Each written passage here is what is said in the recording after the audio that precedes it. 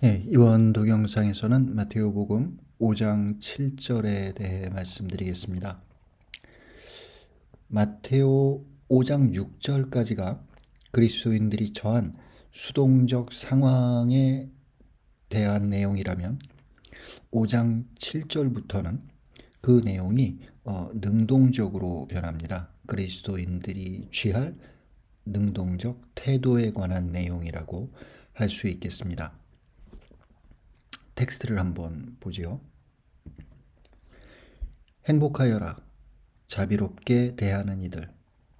왜냐하면 그들은 자비롭게 대해질 것이기 때문에. 자비롭게 대하다, 그리스어 동사로는 엘레에몬이라고 하는데요. 신약에서 마테오 5장 7절 그리고 히브리서 2장 17절에 나오는 동사입니다. 히브리서 2장 17절을 보지요. 그렇기 때문에 그분께서는 모든 점에서 형제들과 같아지셔야 했습니다. 자비로울 뿐만 아니라 하느님을 섬기는 일에 충실한 대사제가 되시어 백성의 죄를 속죄하시려는 것이었습니다. 여기서 자비로울 뿐만 아니라 이 대목에서 엘레에몬이라는 그 동사가 사용된 거죠. 루카 36장에서는 우리말 번역으로는 이제 자비롭다라고 번역할 수 있지만 그리스 말 동사는 좀 다른 동사가 사용되었습니다. 너희 아버지께서 자비하신 것처럼 너희도 자비로운 사람이 되어라 했을 때 엘레에몬이 아니라 오이티르몬이라는 동사가 사용되었습니다. 굳이 어감을 따져본다면 그 자비와 연민 정도의 그런 어감의 차이가 있는 두 동사라고 우리가 이해할 수 있겠습니다. 탈출기 22장과 34장에서 하느님의 자비로움이 언급됩니다. 22장 25절 너희가 이웃의 겉옷을 담보로 잡았으면 해가 지기 전에 돌려주어야 한다. 그가 덮을 것이라고는 그것뿐이고 몸을 가릴 것이라고는 그 겉옷뿐인데 무엇을 덮고 자겠느냐. 그가 나에게 부르짖으면 나는 들어줄 것이다. 나는 자비하다. 나는 자비하다. 히브리 말로는 키 하눈 아니.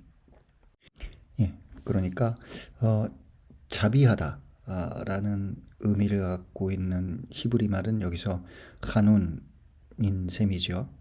이 하눈과 이제 관련 있는 단어가 사무엘의 어머니의 이름이죠. 한나.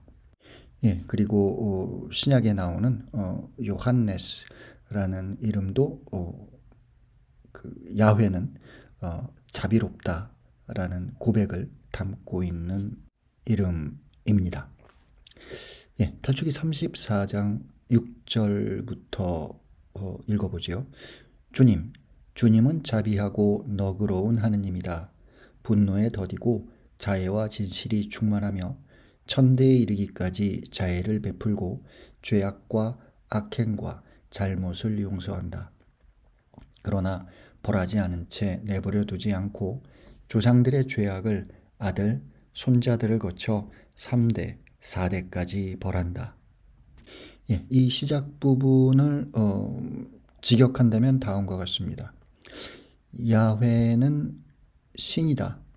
그런데 어떤 신이냐 하면 다정하고 자비로운, 화냄에 느리고 사랑이 많으며 믿을 수 있는 신이다. 시편에서도 하느님의 자비로움이 지속적으로 강조됩니다. 시편 86편, 103편, 111편, 116편, 145편, 그 외에도 역대기 후서 30장, 느헤미야 9장, 집회서 2장, 요엘 2장, 요나서 4장, 예레미야서 3장 12절에서도 하느님의 자비로움이 고백되는데요. 우리말 성경은 자애롭다라고 이 대목에서는 번역했습니다. 예, 그리고 구약 지혜문학에서는 지혜로운 이가 갖추어야 할 덕목으로 자비를 꼽습니다. 잠언 11장 17절. 자애로운 사람은 자신을 이롭게 하고 무자비한 자는 제 몸을 해친다. 19장 11절. 사람을 관대하게 만드는 것은 사람의 식견이고 남의 허물을 너그럽게 보아주는 것이 그의 영광이다. 유다 전통 역시 그 자비에 대한 가르침을 전합니다. 탈무드에 보면 다음과 같은 구절이 나오지요. 이웃을 자비롭게 대하는 일을 하느님은 하늘에서 자비롭게 대할 것이고 이웃을 자비롭게 대하지 않는 일을 하느님은 하늘에서 자비롭지 않게 대할 것이다. 예, 그리고 교부들의 문헌에서도 하느님의 자비로움에 관해서 강조하는 대목을 우리들이 읽을 수 있습니다. 마테오 복음서에서 이 자비에 관해서 어떻게 이야기하는가? 먼저 눈에 띄는 것은 마테오 복음서 9장 13절과 12장 7절에서 구약의 다음 대목이 인용되는 것을 우리들이 발견할 수 있습니다. 나는 재물이 아니라 자비를 원한다. 이 대목에서 이제 호세아 6장 6절이 이제 두 번에 걸쳐 인용되는 거지요. 호세아 6장 6절. 왜냐하면 헷셋을 나는 좋아하기 때문이다. 헷셋은 신의 사랑 또는 이제 충실함으로 번역할 수 있겠습니다. 희생 제물이 아니라 그리고 번제물보다 엘로힘의 암. 예, 나는 희생 제물보다 헷셋을 더 좋아하고 번제물보다 엘로힘의 알을 더 좋아한다 라는 뜻이겠지요.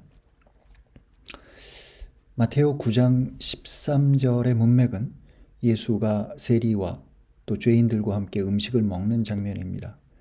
그것을 본 바리사이들이 예수의 제자들에게 말하지요. 당신네 스승은 어째서 세리와 죄인들과 함께 음식을 먹는 것이요. 그리고 마테오 12장 7절의 문맥은 예수의 제자들이 안식일에 밀밭에서 밀 이삭을 뜯어먹는 장면입니다. 이번에는 예수에게 바리사이들이 말합니다. 선생님의 제자들이 안식일에 해서는 안 되는 일을 하고 있습니다. 예수는 바리사이들의 질문 그리고 고발에 대답하면서 호세아 6장 6절을 인용합니다.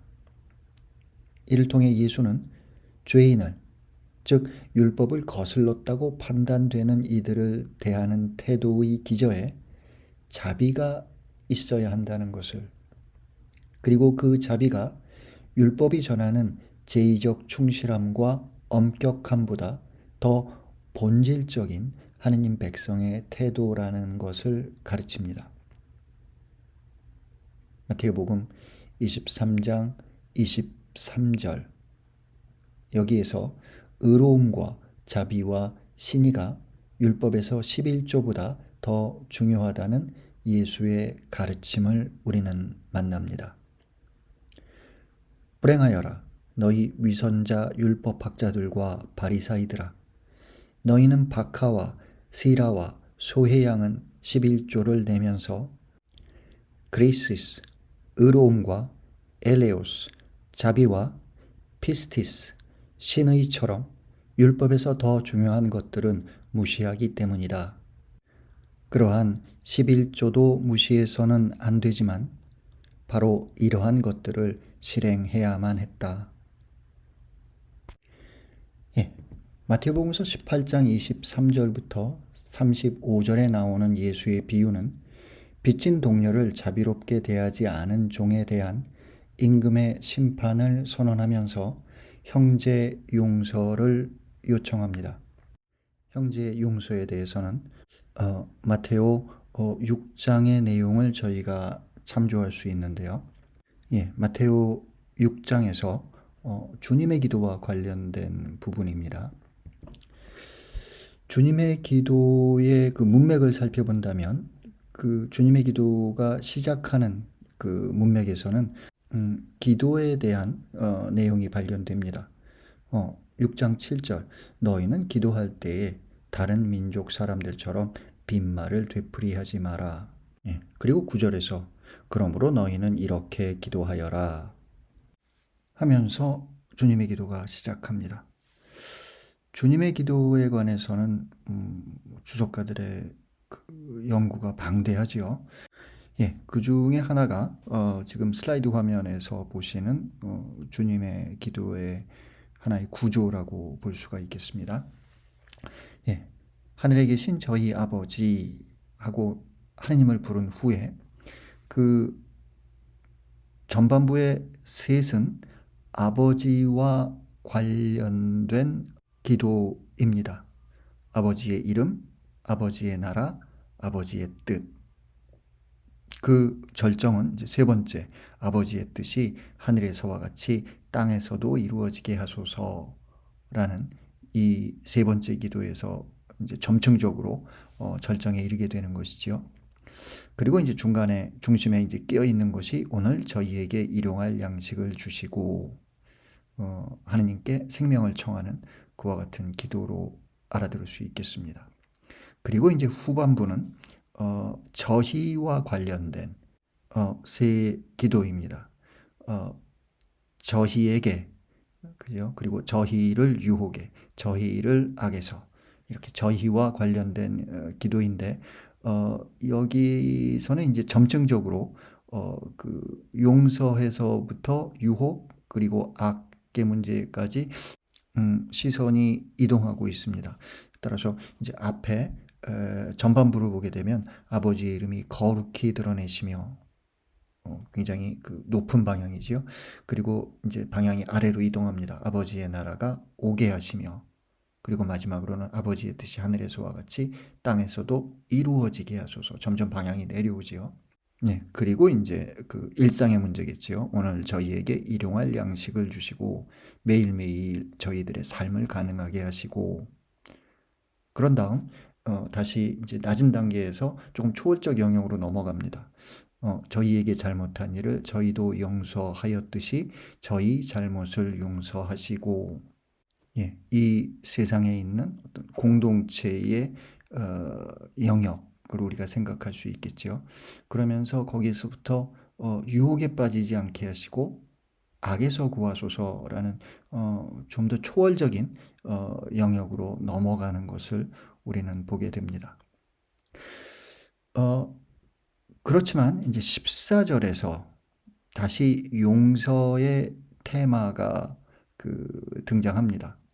따라서 적어도 요 주님의 기도의 후반부에서 마테오복음사가는 이 용서의 테마에 집중하고 있다라고 생각할 수 있겠습니다. 네.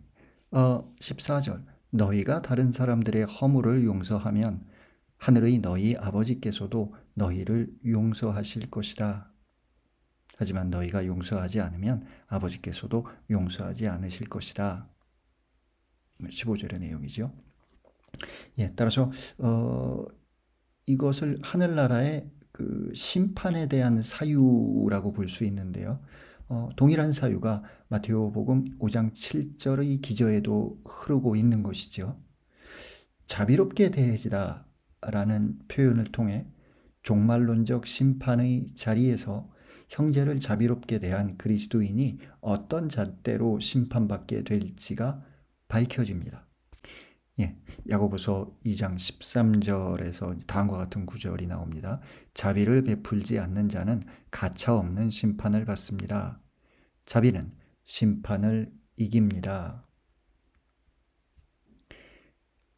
하느님의 백성이 자신의 이웃을 대하는 잣대로 심판받을 것이라는 신학적 담론은 구약 그리고 유다 전통에서 이미 널리 자리 잡혀 있었습니다. 뒤집어 본다면 이는 하느님을 닮아가야 하는 하느님 백성에 대한 신학적 요청이기도 합니다. 하느님이 자비로우시니 하느님의 백성도 자비로워야 한다는 것이지요. 마테오는 이 자비의 덕목을 더 심화하여 용서와 화해를 그리스도 공동체의 중심에 두고자 합니다.